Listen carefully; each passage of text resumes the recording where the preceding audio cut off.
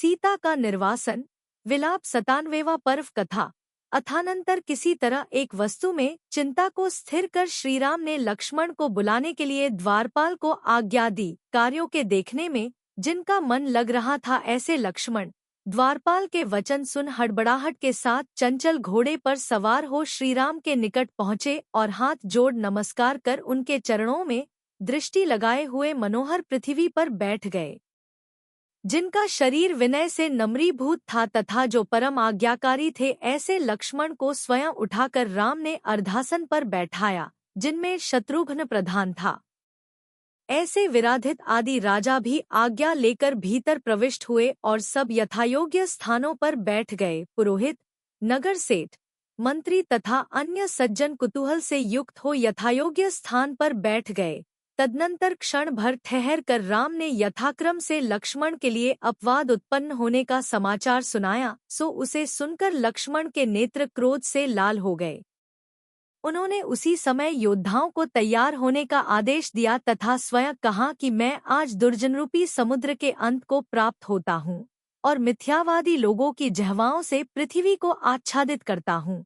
अनुपम शील के समूह को धारण करने वाली एवं गुणों से गंभीर सीता के प्रति जो द्वेष करते हैं, मैं उन्हें आज क्षय को प्राप्त कराता हूँ।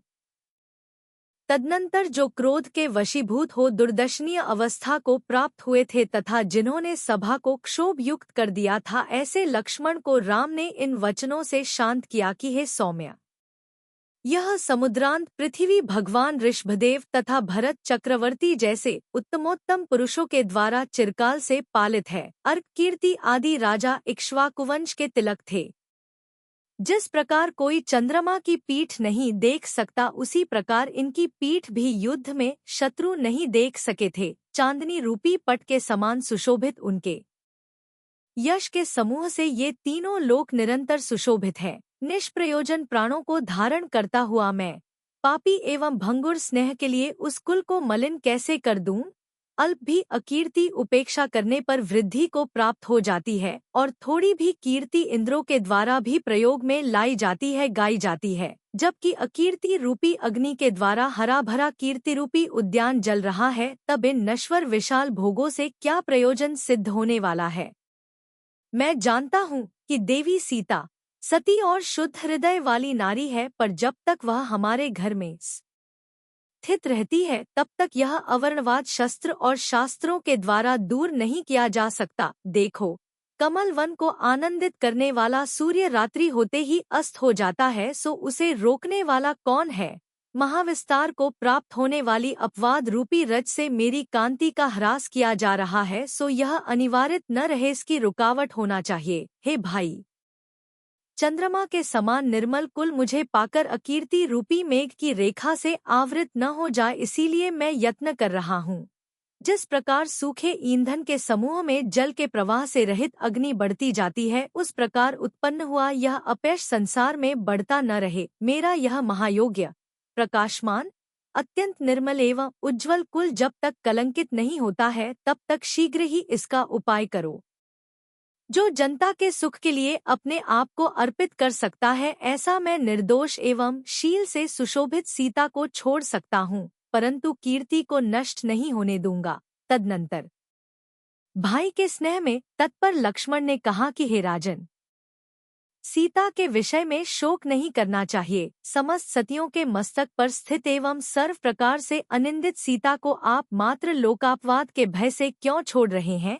दुष्ट मनुष्य शीलवान मनुष्यों की बुराई कहें, पर उनके कहने से उनकी परमार्थता नष्ट नहीं हो जाती। जिनके नेत्र विष से दूषित हो रहे हैं, ऐसे मनुष्य यद्यपि चंद्रमा को अत्यंत काला देखते हैं, पर यथार्थ में चंद्रमा शुक्लता नहीं छोड़ देता है।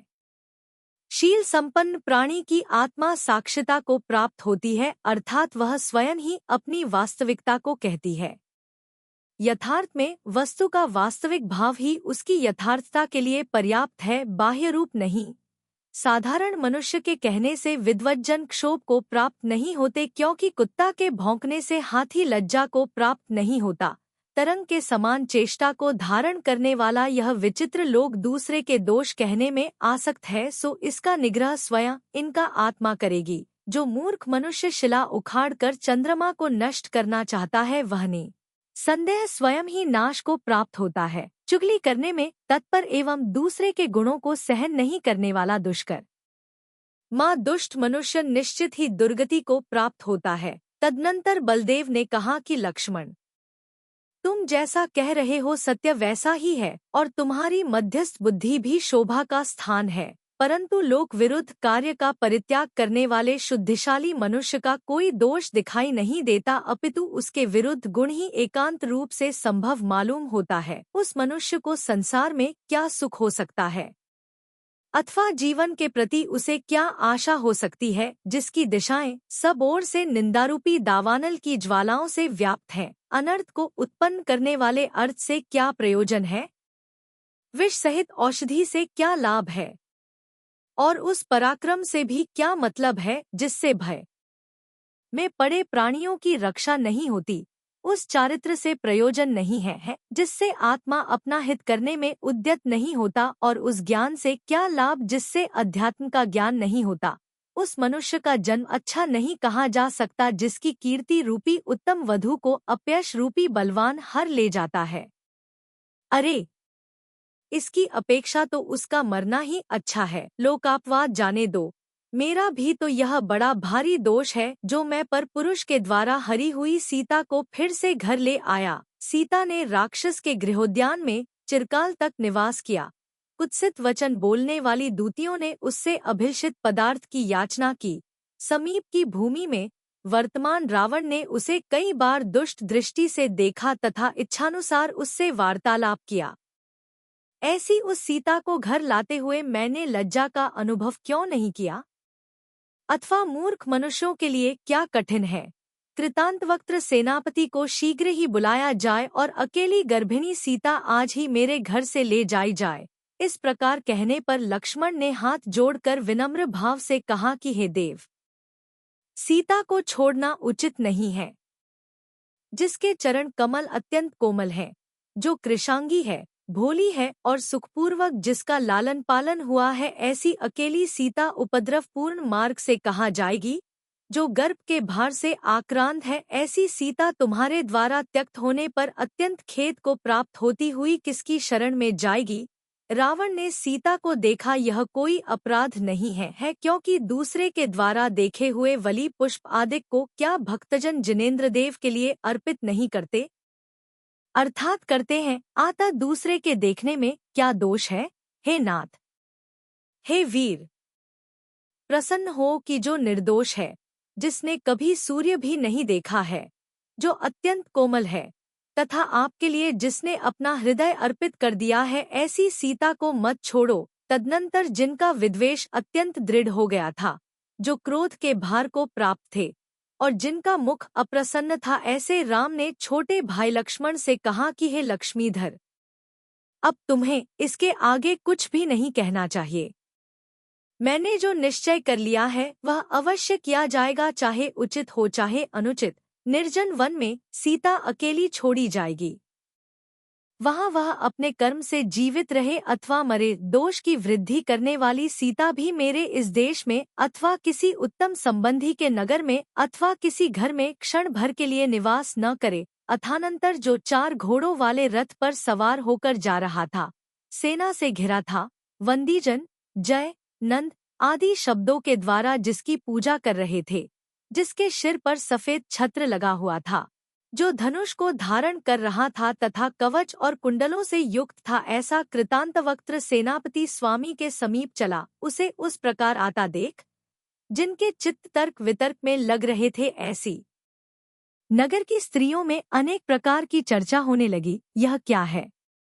यह किस कारण उतावला दिखाई देता है? किसके प्रति यह कुपित है? आज किसका क्या होने वाला है? हे मात, जो शस्त्रों के अंधकार के मध्य में स्थित है तथा जो ग्रीष्म ऋतु के सूर्य के समान तेज से युक्त है, ऐसा यह कृतांतवक्त्र यमराज के समान भयंकर है। इत्यादि कथा में आसक्त नगर की स्त्रियां जिसे देख रही थी, ऐसा सेनापति श्रीराम के समीप आया। तदनंतर उसने पृथ्वी का स्पर्श करने वाले शिर से स्वामी को प्रणाम कर हाथ जोड़ते हुए यह कहा कि हे देव, मुझे आज्ञा दीजिए, राम ने कहा कि जाओ, सीता को शीघ्र ही छोड़ आओ। उसने जिन मंदिरों के दर्शन करने का दोहला प्रकट किया था, इसलिए मार्ग में जो जिन मंदिर मिले उनके दर्शन कराते जाना। तीर्थंकरों की निर्वाण भूमि संवेदाचल पर निर्मित एवं आशाओं के पूर्ण करने में निपुण जो प्रतिमाओं के समूह हैं, उनके भी उसे दर्शन कराते जाना।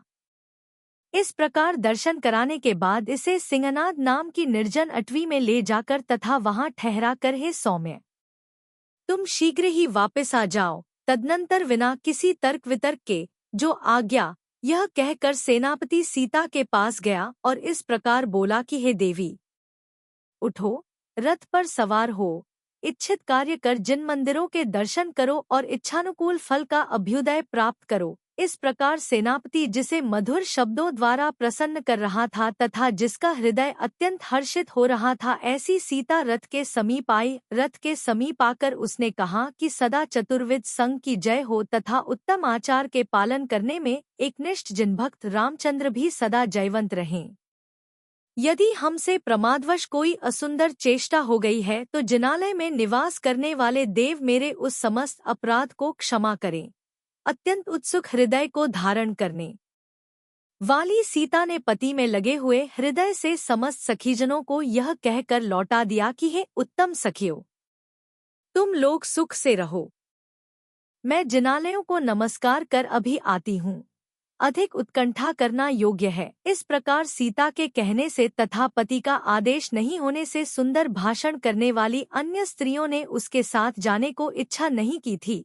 तदनंतर परम प्रमोद को प्राप्त प्रसन्नमुखी सीता सिद्धों की नमस्कार कर उज्ज्वल रथ पर आरूढ़ हो गई। रत्न तथा सुवर्ण निर्मित रथ पर आरूढ़ हुई सीता उस समय इस तरह सुशोभित हो रही थी जिस तरह की विमान पर आरूढ़ हुई रत्नमाला से अलंकृत देवांगना सुशोभित होती है। कृतांतवक्त्र सेनापति के द्वारा प्रेरित उत्तम घोड़ों से जुता हुआ वह रथ भरत चक्रवर्ती के द्वारा छोड़े हुए बाण के समान बड़े वेग से जा रहा था। उस समय सूखे वृक्ष पर अत्यंत व्याकुल कौआ पंख तथा मस्तक को बार बार कपाता हुआ विरस शब्द कर रहा था, जो महाशोक से संतप्त थी, जिसने अपने बाल कंपित कर छोड़ दिए थे तथा जो विलाप कर रही थी, ऐसी एक स्त्री सामने आकर रोने लगी। यद्यपि सीता इन सब अशकुनों को देख रही थी, तथापि जिनेंद्र भगवान में आसक्त चित्त होने के कारण वह दृढ़ निश्चय के साथ आगे चली जा रही थी। पर्वतों के शिखर, गड्ढे, गुफाएं और वन, इन सब से ऊंची नीची भूमि को उल्लंघन कर वह रथ निमेष मात्र में 1 योजन आगे बढ़ जाता था, जिसमें गरुड़ के समान वेगशाली घोड़े जुते थे, जो सफेद पताकाओं से सुशोभित तथा जो कांति में सूर्य के रथ के समान था। ऐसा वह रथ बिना किसी रोकटोक के आगे बढ़ता जाता था, जिस पर रामरूपी इंद्र की प्रिया इंद्राणी आरूढ़ थी, जिसका वेग मनोरथ के समान तीव्र था और जिसके घोड़े कृतांतवक्त्र रूपी मातली के द्वारा प्रेरित थे। ऐसा वह रथ अत्यधिक शोभित हो रहा था। वहां जो तकिया के सहारे उत्तम आसन से बैठी थी, ऐसी सीता नाना प्रकार की भूमि को इस प्रकार देखती हुई जा रही थी। वह कहीं गांव में, कहीं नगर में और कहीं जंगल में कमल आदि के फूलों से अत्यंत मनोहर तालाबों को बड़ी उत्सुकता से देखती जाती थी। वह कहीं वृक्षों की उस विशाल झुरमुट को देखती जाती थी जहां मेघरूपी पट से आच्छादित आकाश वाली रात्रि के समान सघन अंधकार था और जिसका पृथकना बड़ी कठिनाई से दिखाई पड़ता था। कहीं जिसके फल फूल और पत्ते गिर गए थे, जो कृष थी जिसकी जड़ें विरली विरली थी तथा जो छाया पक्ष में कांति से रहित थी, ऐसी कुलीन विधवा के समान अटवी को देखती जाती थी। उसने देखा कि कहीं आम्रवृक्ष से लिपटी सुंदर माधवी लता चपल वेश्या के समान निकटवर्ती अशोक वृक्ष पर अभिलाषा कर रही है। उसने देखा कि कहीं दावानल से नाश को प्राप्त हुए बड़े बड़े वृक्षों का समूह दुर्जन के वाक्यों से ताड़ित साधु के हृदय के समान सुशोभित नहीं हो रहा है। कहीं उसने देखा कि मंद मंद वायु से हिलते हुए उत्तम पल्लवों वाली लताओं के समूह से वनराजी ऐसी सुशोभित हो रही है, मानो वसंत की पत्नी नृत्य ही कर रही हो। कहीं उसने देखा कि भीलों के समूह की तीव्र कलकल ध्वनि से जिसने पक्षियों को उड़ा दिया है, ऐसी हरिणों की श्रेणी बहुत दूर आगे निकल गई है। वह कहीं विचित्र धातुओं से निर्मित कौतुकपूर्ण नेत्रों से मस्तक ऊपर उठा पर्वत की ऊंची चोटी को देख रही थी। कहीं उसने देखा कि स्वच्छ तथा अल्प जल वाली नदियों से यह अटवी उस संतापवती विरहिणी स्त्री के समान जान पड़ती है कि जिसका पति परदेश गया है और जिसके नेत्र आंसुओं से परिपूर्ण हैं। यह अटवी कहीं तो ऐसी जान पड़ती है मानो नाना पक्षियों के शब्द के बहाने मनोहर वार्तालाप ही कर रही हो, और कहीं उज्ज्वल निर्झरों से युक्त होने के कारण ऐसी विदित होती है मानो हर्ष से अट्टहास ही कर रही हो। कहीं मकरंद की लोभीब रमरियों से ऐसी जान पड़ती है मानो मद से मंथर ध्वनि में भ्रमरियां उसकी स्तुति ही कर रही हों, और फलों के भार से वह संकोचवश नम्र हुई जा रही हो। कहीं उसने देखा कि वायु से हिलते हुए उत्तमोत्तम पल्लवों और महाशाखाओं से युक्त वृक्षों के द्वारा यह अटवी विनय प्रदर्शित करने में संलग्न की तरह पुष्पवृष्टि छोड़ रही है। जिसका मन राम की अपेक्षा कर रहा था, ऐसी सीता उपर्युक्त क्रियाओं में आसक्त एवं वन्य पशुओं से युक्त अटवी को देखती हुई आगे जा रही थी। तदनंतर उसी समय अत्यंत पुष्ट मधुर शब्द सुनकर वह विचार करने लगी कि या यह राम के दुंदुभी का विशाल शब्द है। इस प्रकार का तर्क कर तथा आगे गंगा नदी को देखकर उसने जान लिया कि यह अन्य दिशा में सुनाई देने वाला इसी का शब्द है। उसने देखा कि यह गंगा नदी कहीं तो भीतर क्रीड़ा करने वाले नाके, मच्छ तथा मकर आदि से विघटित है, कहीं उठती हुई बड़ी बड़ी तरंगों के संसर्ग से इसमें कमल कंपित हो रहे हैं, कहीं इसने किनारे पर स्थित ऊंचे ऊंचे वृक्षों को जड़ से उखाड़ डाला है, कहीं इसके वेग ने बड़े बड़े पर्वतों की चट्टानों के समूह को विदारित कर दिया है। यह समुद्र की गोद में फैली है, राजा सगर के पुत्रों द्वारा निर्मित है, रसातल तक गहरी है, सफेद पुलिनों से शोभित है, फेन के समूह से सहित बड़ी बड़ी भंवरों से भयंकर है, और समीप में स्थित पक्षियों के समूह से सुशोभित है।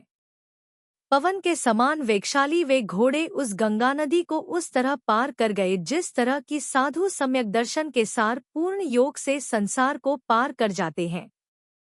तदनंतर कृतांतवक्त्र सेनापति यद्यपि मेरु के समान सदा निश्चल चित्त रहता था, तथापि उस समय वह दया सहित होता हुआ परम विषाद को प्राप्त हो गया, कुछ भी कहने के लिए जिसकी आत्मा अशक्त थी, जो महादुख से ताड़ित हो रहा था तथा जिसके बलात् आंसू निकल रहे थे। ऐसा कृतांतवक्त्र अपने आप पर नियंत्रण करने तथा खड़े होने के लिए असमर्थ हो गया। तदनंतर जिसका समस्त शरीर ढीला पड़ गया था और जिसकी कांति नष्ट हो गई थी, ऐसा सेनापति रथ खड़ा कर और मस्तक पर दोनों हाथ रखकर जोर जोर से रुदन करने लगा। तत्पश्चात जिसका हृदय टूट रहा था, ऐसी सती सीता ने कहा कि हे कृतांतवक्त्र, तू अत्यंत दुखी मनुष्य के समान इस तरह क्यों रो रहा है?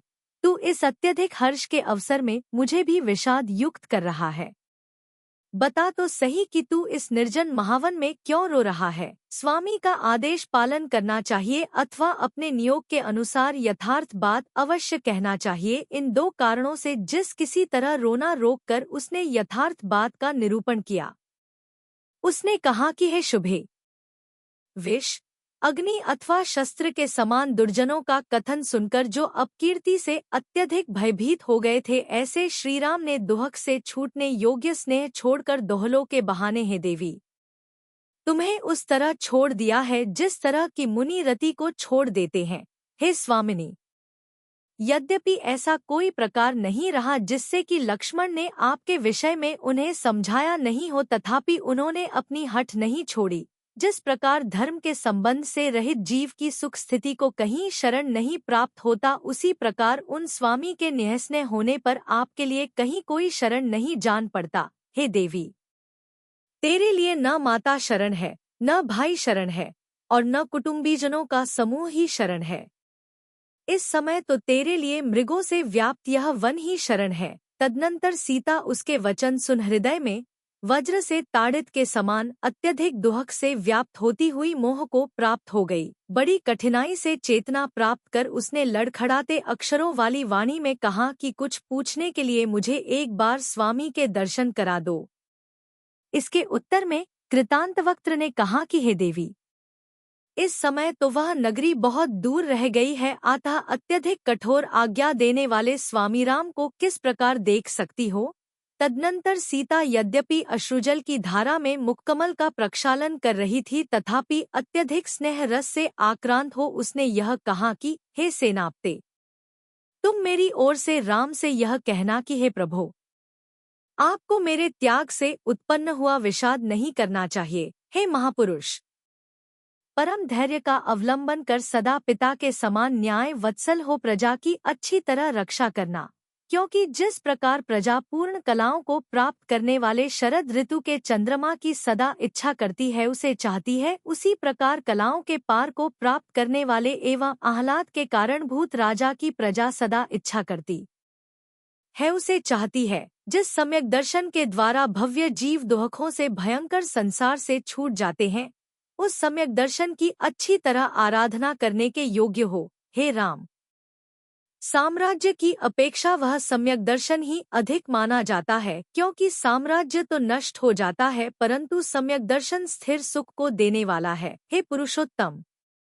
अभव्यों के द्वारा की हुई जुगुप्सा से भयभीत होकर तुम्हें वह सम्यक दर्शन किसी भी तरह नहीं छोड़ना चाहिए, क्योंकि वह अत्यंत दुर्लभ है। हथेली में आया रत्न यदि महासागर में गिर जाता है तो फिर वह किस उपाय से प्राप्त हो सकता है। अमृत फल को महाआपत्ति से भयंकर कुएं में फेंककर पश्चाताप से पीड़ित बालक परम दुहक को प्राप्त होता है। जिसके अनुरूप जो होता है वह उसे बिना किसी प्रतिबंध के कहता ही है, क्योंकि इस संसार का मुख बंधन करने के लिए कौन समर्थ है। हे गुणभूषण, यद्यपि आत्महित को नष्ट करने वाली अनेक बातें आप श्रवण करेंगे, तथापि अहिल पागल के समान उन्हें हृदय में नहीं धारण करना, विचारपूर्वक ही कार्य करना। जिस प्रकार सूर्य यद्यपि अत्यंत तेजस्वी रहता है, तथापि संसार के समस्त पदार्थों को प्रकाशित करने से यथाभूत है एवं कभी विकार को प्राप्त नहीं होता, इसलिए लोगों को प्रिय है, उसी प्रकार यद्यपि आप तीव्र शासन से युक्त हो, तथापि जगत के समस्त पदार्थों को ठीक ठीक जानने के कारण यथाभूत यथार्थ रूप रहना एवं कभी विकार को प्राप्त नहीं होने से सूर्य के समान सबको प्रिय रहना। दुष्ट मनुष्य को कुछ देकर वश करना, आत्मीय जनों को प्रेम दिखाकर अनुकूल रखना, शत्रु को उत्तम शील अर्थात निर्दोष आचरण से वश करना और मित्र को सद्भाव पूर्वक की गई सेवाओं से अनुकूल रखना, क्षमा से क्रोध को, मार्दव से चाहे जहाँ होने वाले मान को, आर्जव से माया को और धैर्य से लोभ को कृश करना। हे नाथ, आप तो समस्त शास्त्रों में प्रवीण हो, अतः आपको उपदेश देना योग्य नहीं है। यह जो मैंने कहा है वह आपके प्रेम रूपी ग्रह से संयोग रखने वाले मेरे हृदय की चपलता है।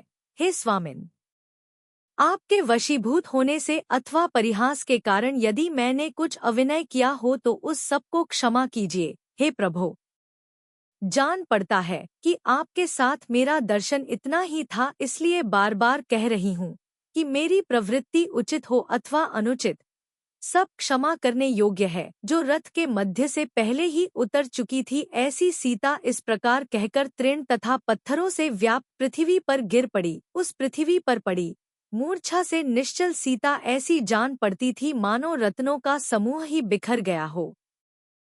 चेष्टाहीन सीता को देखकर सेनापति ने अत्यंत दुखी हो इस प्रकार विचार किया कि यह प्राणों को बड़ी कठिनाई से धारण कर सकेगी। हिंसक जीवों के समूह से भरे हुए इस महाभयंकर वन में धीर वीर मनुष्य भी जीवित रहने की आशा नहीं रख सकता। इस विकट वन में इस मृगनयनी को छोड़कर मैं वह स्थान नहीं देखता जहां मुझे शांति प्राप्त हो सकेगी। इस ओर अत्यंत भयंकर निर्दयता है और उस ओर स्वामी की सुदृढ़ आज्ञा है। अहो, मैं पापी दुख रूपी महावर्त के बीच आ पड़ा हूँ, जिसमें इच्छा के विरुद्ध चाहे जो करना पड़ता है।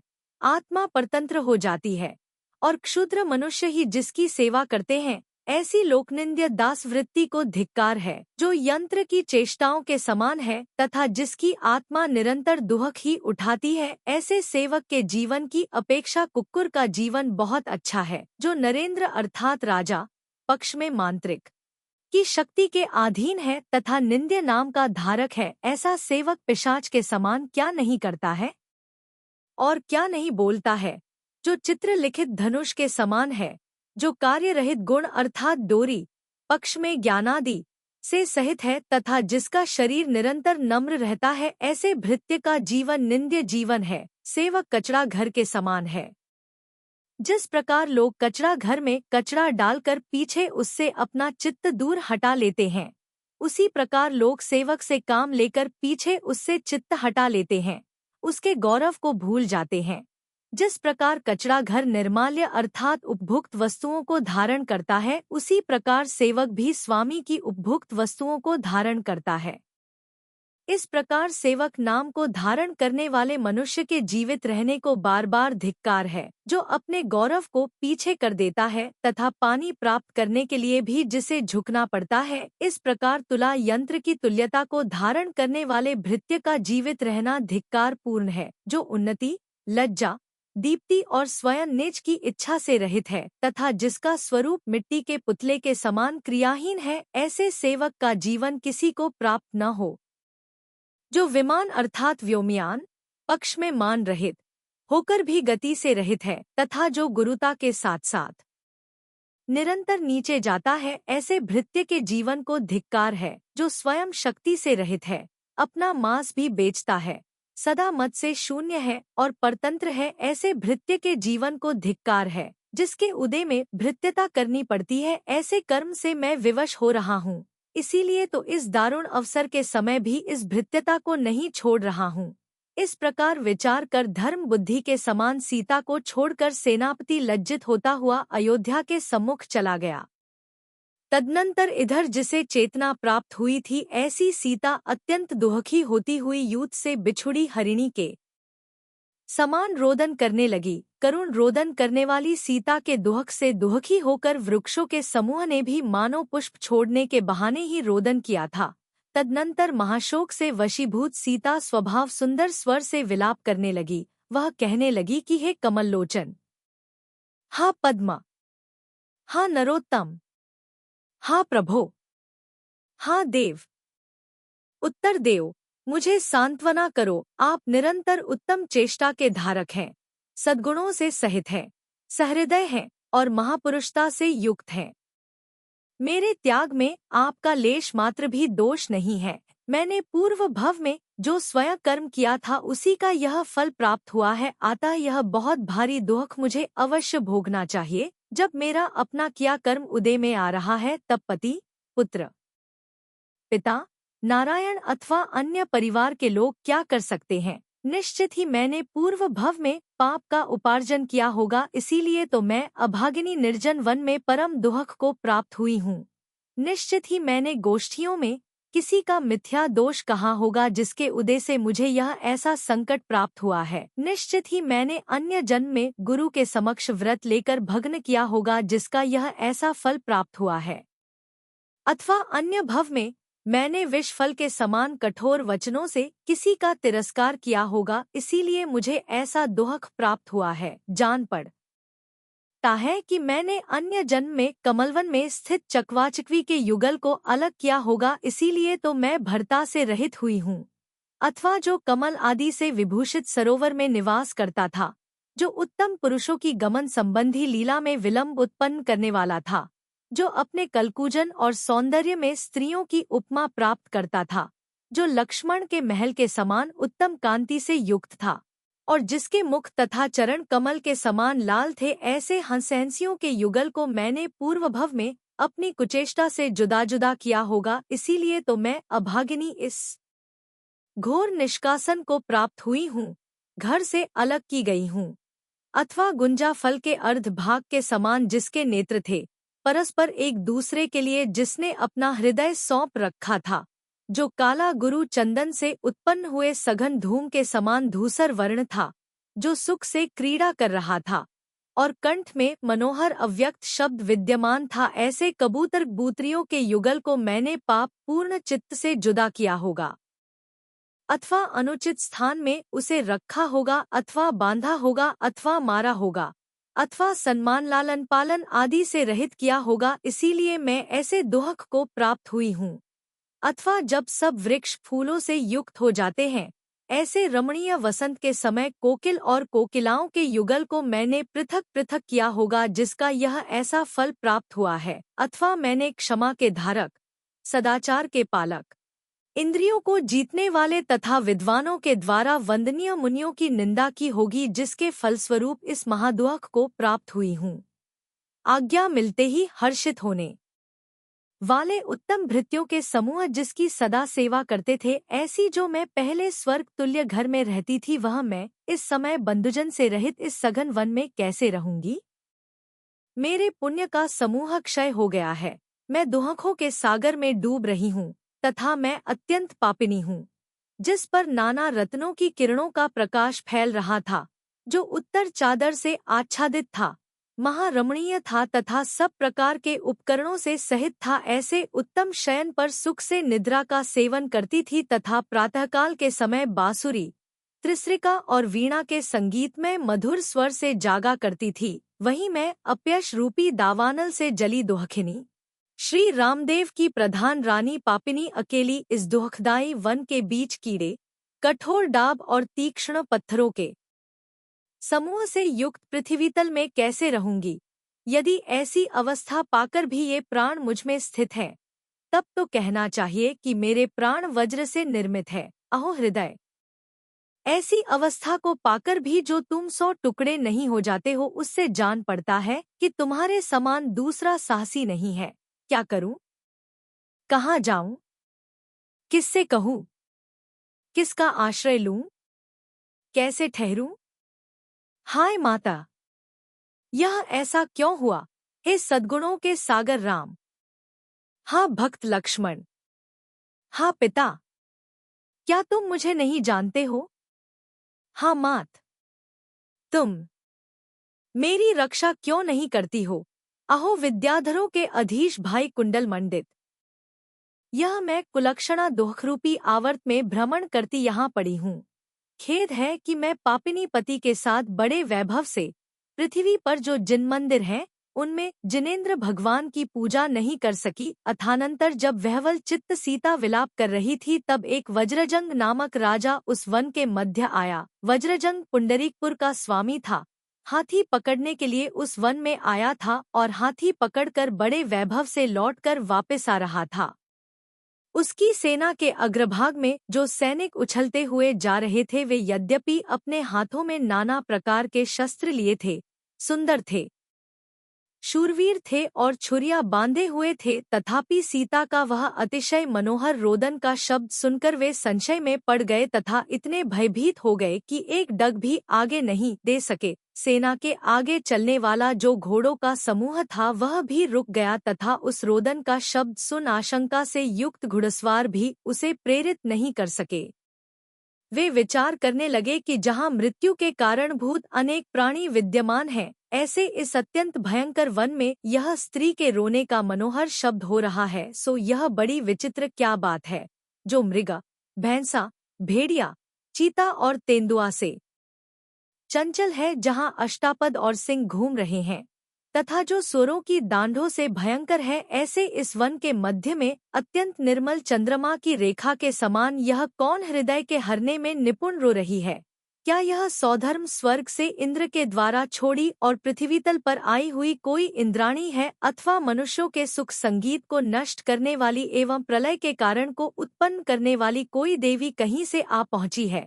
इस प्रकार जिसे तर्क उत्पन्न हो रहा था, जिसने अपनी चेष्टा छोड़ दी थी, वेग से चलने वाले मूल पुरुष जिसमें आकर इकट्ठे हो रहे थे, जिसमें अत्यधिक बाजे बज रहे थे, जो किसी बड़ी भंवर के समान जान पड़ती थी और जो आश्चर्य से युक्त थी, ऐसी वह विशाल सेना निश्चल खड़ी हो गई। घोड़ों के समूह ही जिसमें मगर थे, तेजस्वी पैदल सैनिक ही जिसमें मीन थे, हाथियों के समूह ही जिसमें ग्राह थे, जो प्रचंड शब्द से युक्त थी और सूर्य की किरणों के पड़ने से चमकती हुई तलवार रूपी तरंगों से जो भय उत्पन्न करने वाली थी, ऐसी वह सेना समुद्र के समान जान पड़ती थी।